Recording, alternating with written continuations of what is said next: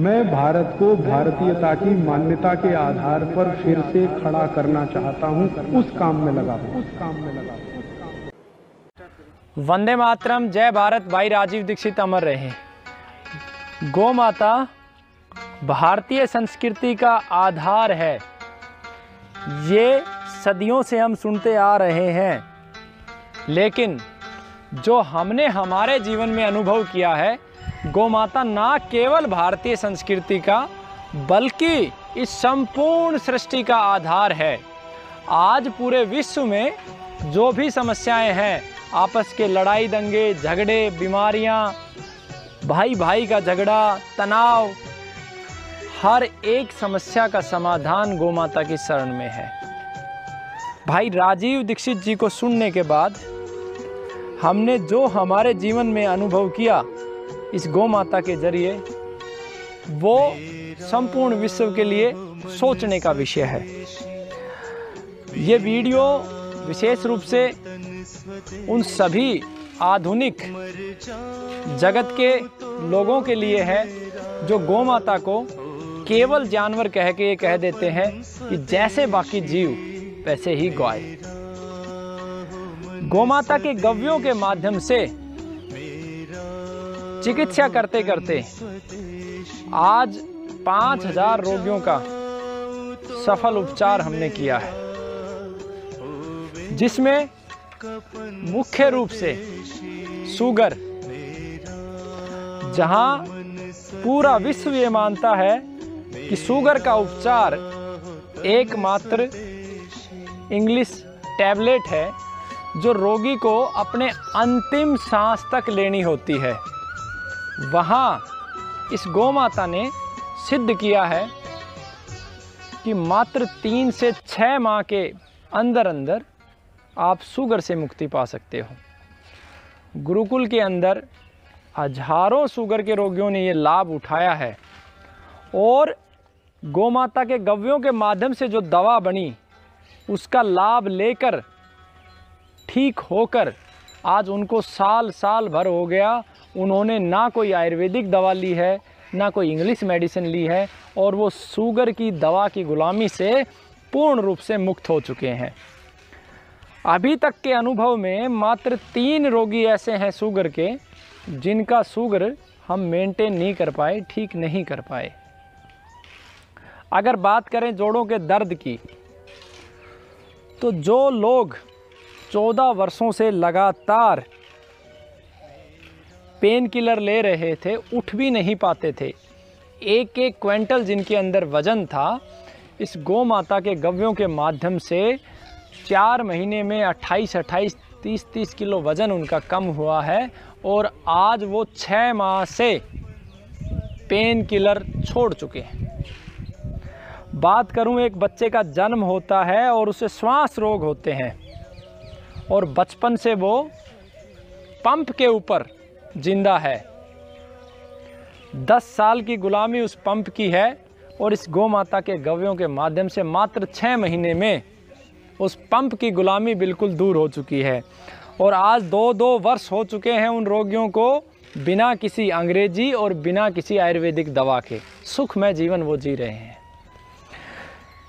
Cancer जो पूरे विश्व के लिए चिंता का विषय है। दुनिया में जितनी भी पैथियां हैं, भले ही एलोपैथी हो और कोई पैथी हो, सभी पैथियों के लिए कैंसर का उपचार लगभग असंभव है। राजीव दीक्षित गुरुकुल ने इस गौ माता की शक्ति से उन 5000 रोगियों में से अनेकों ऐसे कैंसर रोगियों को ठीक किया है जिनका जीवन लगभग असंभव था। कुछ साथियों को तथ्य के रूप में भी मैं बताना चाहूँगा, आधुनिक रिपोर्टों के आधार पर भी अब वो कैंसर मुक्त हो चुके हैं। शरीर के लक्षण के आधार पर भी 10-10, 12-12 किलो वज़न वो बढ़ा चुके हैं। अपने घर का पूरा काम वो कर रहे हैं जिनका जीवन लगभग असंभव था। ये जो मेरी माँ है, ये दुनिया की हर समस्या का समाधान कर सकती है। अगर आपको उन रोगियों से मिलना है तो उन रोगियों की भी सूचना मैं आप तक आज पहुंचाता हूं विस्तार से। मेरे पास एक रोगी जो जितना क्रिटिकल है उसकी क्रिटिकलिटी के आधार पे मैं आपको बताऊंगा। सज्जन सिंह रेवाड़ी से, नैनसुखपुरा से, पीजीआई रोहतक जो बहुत ही बड़ा अनुभवी हॉस्पिटल है, सरकार का अच्छा खासा बजट उसमें लगता है, वहाँ से ये निराश रोगी लौटा था, जीवन की उम्मीद बिल्कुल छोड़ चुका था। और अगर मेरा भी अनुभव बताएं तो उस रोगी को देखने के बाद मुझे भी ये लगा था कि ये शायद ज़्यादा समय का नहीं है। लेकिन इस गौ माता की कृपा देखिए, इसके गव्यों की शक्ति देखिए, हमारे ऋषि मुनि और भाई राजीव दीक्षित जी के ज्ञान की शक्ति देखिए कि आज वो रोगी, उसके घर पर 25 वर्ष का बेटा है, उस बेटे से ज़्यादा कार्य वो करता है। ये ताकत है गौ माता की। रेवाड़ी के पास नैनसुखपुरा गांव है और रोगी का मोबाइल नंबर भी मैं आपको देता हूं, 890 14 66 017। इसी क्रम में जो दूसरा रोगी लगभग असंभव था, भारत के सबसे बड़े hospital all India AIIMS Delhi से निराश वो रोगी लौटा था। छोटा सा नन्हा सा बच्चा, उम्मीद खो चुका था और उसके पिता का और माँ का दुख आज भी मेरी आंखों में है। इस गौ माता की शक्ति से आज पूरा 1 वर्ष हो गया है, सभी रिपोर्टें सामान्य, खूब अच्छे से खेलता है, खूब अच्छे से दौड़ता है, खूब अच्छे से खाता है। और भला गौ माता आपको क्या देगी। तीसरे रोगी की मैं बात करता हूं, युवराज, छत्तीसगढ़ से हैं ये, कबीरधाम गांव बबई। ये ऑनलाइन इनसे संपर्क हुआ। वैसे हम ऑनलाइन मेडिसिन को प्रेफरेंस नहीं देते हैं, लेकिन रोगी की जो स्थिति थी वो बिस्तर के ऊपर था, उठ नहीं सकता था, चल नहीं सकता था और परिवार में एकमात्र वो कार्य करने वाला था। जो पीड़ा उन्होंने हमें फ़ोन पे बताई, उस पीड़ा के आधार पर इस गौ माई के आशीर्वाद से हमने चिकित्सा प्रारंभ की और मात्र 24 दिन के अंदर अंदर वो व्यक्ति बिस्तर को छोड़कर लैट्रिन पे, पेशाब पे, भोजन करना, अपने सामान्य कार्य वो करने लगा। और ठीक 3 माह के बाद वो रोगी वहाँ छत्तीसगढ़ से चलकर इस गुरुकुल में आया गौ माई का आशीर्वाद लेने के लिए। और भला गौ माई क्या देगी, कैसे सिद्ध करें हम आपको। चौथा रोगी, सौभाग्यवती, पेशे से अध्यापक, बहुत अच्छा परिवार, संपन्न परिवार। कैंसर होता है, जिसकी खुद की बिटिया MBBS डॉक्टर SMS हॉस्पिटल में। रोगी को अमूमन जो चिकित्सा पद्धति है अपनी तरफ से हर व्यक्ति श्रेष्ठ करता है। उनके शरीर का जिस पार्ट में कैंसर थी वो निकाल दिया जाता है। 6 से 8 माह के बाद दोबारा रिपोर्टों में कैंसर आता है, दूसरे पार्ट को निकाल दिया जाता है काट के। फिर वही क्रम 6 से 8 माह के बाद तीसरे पार्ट कैंसर। बेटी भी थक चुकी थी और माँ भी पक चुकी थी, बार बार कीमो और बार बार इस चक्कर से।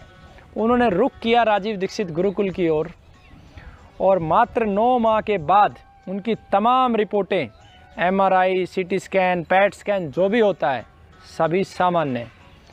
और मात्र 9 माह के बाद नहीं, आज तक भी वो बिल्कुल स्वस्थ है। ये चमत्कार है गौ माता का। इसी क्रम में मैं आगे बात करूं तो एक इतनी बड़ी अनहोनी हमने देखी। एक घर में 2 कैंसर रोगी। सर्वप्रथम बेटे को कैंसर हुआ। पिता, ताऊ सब ने मिलकर, जो सर्वश्रेष्ठ चिकित्सा होती है, हर परिवार अपने सदस्य को बचाना चाहता है, बड़े से बड़े हॉस्पिटल में दिखाना चाहता है, सारा पैसा लगाना चाहता है।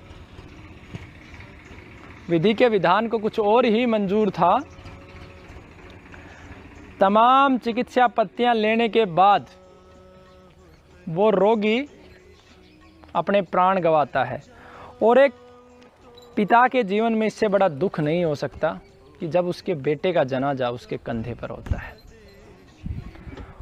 और देखिए पीड़ा का स्तर, कुछ समय के बाद पिता के गले में कैंसर होता है, एक पानी की बूंद अंदर नहीं जाती। आज भी वो रोगी हैं, आप उनसे मिल सकते हैं। और इस गौ माता की कृपा से 9 माह के बाद आज वो रोटी भी खाते हैं, बाजरे की रोटी भी खाते हैं, क्योंकि जो कैंसर रोगियों को हम रोटी देते हैं या गांठ के रोगियों को जो रोटी देते हैं वो बहुत सख्त होती है, उस रोटी को वो खाते हैं। ये चमत्कार है गौ माता का। उनका भी नंबर मैं आपके बीच में रखता हूँ। यमुनानगर से है, model town, house number 3512। Mobile number, इनके 2 मोबाइल नंबर मेरे पास हैं, 93 550 01360, 93 195 69 3 बार 0। इससे पहले जो रोगी थे ब्लड कैंसर के बच्चे थे, उनके भी नंबर मैं बता देता हूँ, 7988829871। और जो सौभाग्यवती जिनकी बिटिया MBBS थी, उनके नंबर भी बता देता हूँ, 9352155322। इसके बाद जयपुर का एक पेशेंट मेरे पास आता है, डरा डरा घबराया घबराया। डॉक्टर कभी बोलते हैं 4th स्टेज है, तुरंत कीमो लगवाओ, ये हो जाएगा वो हो जाएगा। इसी गौ माता के चरणों की सौगंध लेके उनकी चिकित्सा प्रारंभ की और आज 7 माह के बाद उनकी सभी रिपोर्टें सामान्य। 3 मंजिला मकान के ऊपर वो माताजी 65 वर्ष की आयु में पैदल चढ़ के जाती है। और वो बच्चा भी बड़ा योग्य है जिसने उसकी सेवा की। उन्होंने संकल्प भी लिया है कि जयपुर में अब वो गुरुकुल बनाएंगे। उसके बाद ऊना, पलवल से, हरियाणा का ही एक ज़िला है पलवल, उसमें एक गांव है सुजावाड़ी, घोड़ी चांगन के पास ये गांव है। रोगी का नाम मदन, पूरा शरीर काला पड़ गया, उठ नहीं पाता। जब उसका बच्चा गुरुकुल में लेके आता है तो उसकी पीड़ा हमें बताता है और गौमाता के गव्यों के माध्यम से उसकी चिकित्सा प्रारंभ की। मात्र 6 माह के अंदर आज वो रोगी 4 गौमाता का कार्य खुले दिल से कर रहा है। खेत का कार्य, अपने पुत्र से अधिक कार्य वो कर पा रहा है। और आधुनिक विज्ञान को क्या सबूत चाहिए। उसके बाद आपको एक ऊना हिमाचल प्रदेश का केस है, निधि नाम है गुड़िया का। वो भी वही, एक शरीर का अंग ऑपरेट करके निकाल दिया जाता है, दोबारा कीमो के लिए बोला जाता है, दूसरे हॉस्पिटल में बोला जाता है कि दूसरा अंग भी निकालना पड़ेगा। घबराया हुआ रोगी गौ माता की शरण में आता है और आज 6.5 माह के बाद उनकी सभी रिपोर्टें सामान्य। उसके बाद मनोज फरीदाबाद से, CML ब्लड कैंसर के रोगी, पूर्ण रूप से ठीक हो चुके हैं। इनका जो पता है फरीदाबाद में नियर नीलम बाटा रोड, पुलिस कोतवाली, A455 NIT फरीदाबाद। उसके बाद राकेश जी, राजा राम 3669, गांव भागड़ फतियाबाद, हाउस नंबर 526। इनका नंबर 98 73 98 61 87। बंसीलाल, मोनिका महम रोहतक से, उदयराम सिरसा एलानाबाद,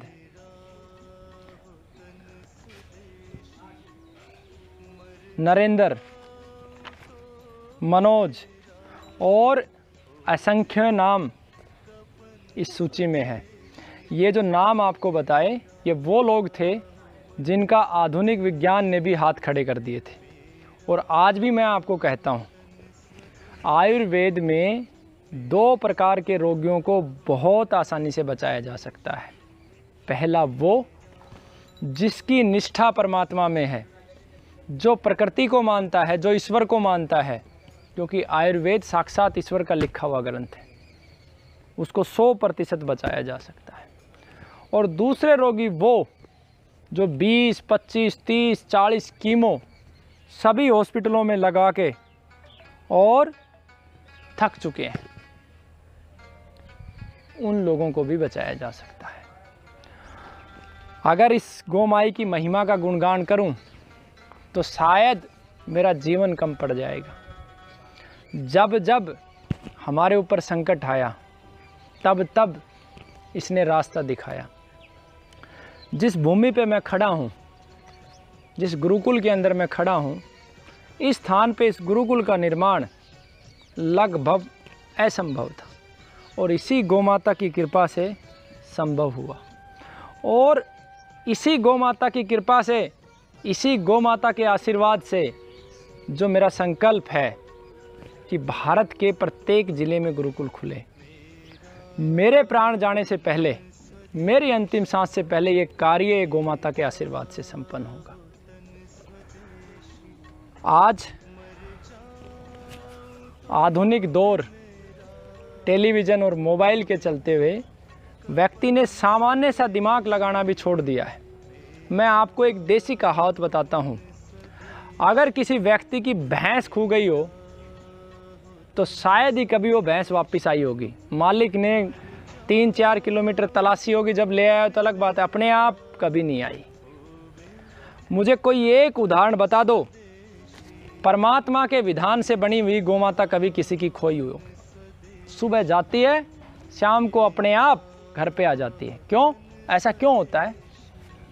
गोमाता के पास शक्ति है, मस्तिष्क है।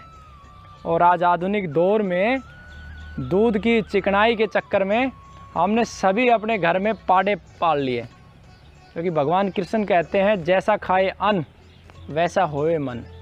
तो जो अन्न, जो दूध, जो फल, जो सब्जियां, जो जल जैसा आप सेवन करोगे, आपके परिवार के सदस्य, आपकी आने वाली पीढ़ी वैसी ही तैयार होगी।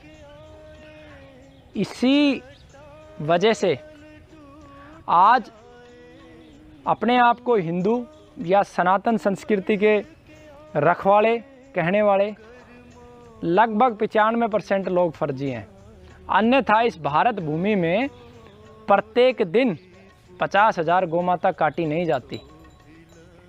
किस आधार पर हम कृष्ण जन्माष्टमी का व्रत कर लेते हैं? किस आधार पर हम दीपावली मना लेते हैं? किस आधार पर हम होली मना लेते हैं? जहाँ जिस देश में जिस गोमाता को माँ कहा जाता है, उस माँ का कत्ल हो रहा है और हमारे यहाँ त्यौहार मनाए जा रहे हैं। मैंने अपने जीवन में एक संकल्प लिया था कि जब तक गोमाता को मैं बचा नहीं लेता, तब तक मेरे जीवन का हर एक त्यौहार मेरे जीवन का लक्ष्य है। जैसे जैसे मेरा लक्ष्य हासिल होगा, वैसे वैसे मेरे त्यौहार मनाए जाएंगे। आप सभी साथियों से निवेदन भी है कि आप आज अगर नहीं जागे और यूं ही भागते रहे तो शायद कल आपके आने वाली पीढ़ी के लिए कुछ नहीं बचने वाला है। इस गोमाता को बचाइए। इस गोमाता की जो महिमा है, अगर मैं वर्णन करने लगूं तो शायद मेरा जीवन बीत जाएगा। एक और मैं आपको उदाहरण देता हूं। मेरे गांव के पास का ही, गांव याद नहीं आ रहा, छांदड़ियावास या छांदड़ियावास कुछ ऐसा है। उस घर में 8 वर्ष का एक बच्चा जो बिस्तर पे, उसका पिता लगातार 14 वर्षों तक उसको लैट्रिन, पेशाब, उसकी सेवा में लगा रहा। वो कभी उठ नहीं पाया और इसी गोमाता के गव्यों की शक्ति से 14 वर्ष के बाद आज वो बच्चा अपने पैरों पे चल रहा है। हरियाणा रोडवेज की बस वो पकड़ रहा है। और क्या, कैसे सिद्ध करें कि गोमाता की शक्ति है? आप एक बार इस गोमाता की शरण में आइए, देखिए जीवन कैसे बदलता है। हर असंभव कार्य संभव है, लेकिन आपका मन पवित्र होना चाहिए, आपके मन में स्वार्थ नहीं होना चाहिए। आपका लक्ष्य ही आपका स्वार्थ हो, प्रकृति, राष्ट्र और समाज के लिए आपका जीवन हो, फिर इस गोमाता की शरण में आइए। कैसे असंभव होता है? इसी गोमाता की कृपा है कि आज ये पाली गुरुकुल पूरे भारत का पहला स्वावलंबी गुरुकुल है। इसी गौमाता की कृपा है कि हिसार में गुरुकुल बन रहा है, भिवानी में बन रहा है। इसी गौमाता की कृपा है कि जयपुर में बन रहा है। इसी गौमाता की कृपा है मध्य प्रदेश में बन रहा है। वो दिन दूर नहीं, आप सबके सहयोग से, गौमाता के आशीर्वाद से सभी जगह होगा। और बहुत सारे किस्से हैं। एक और रोगी की सूचना मैं आपको दूं।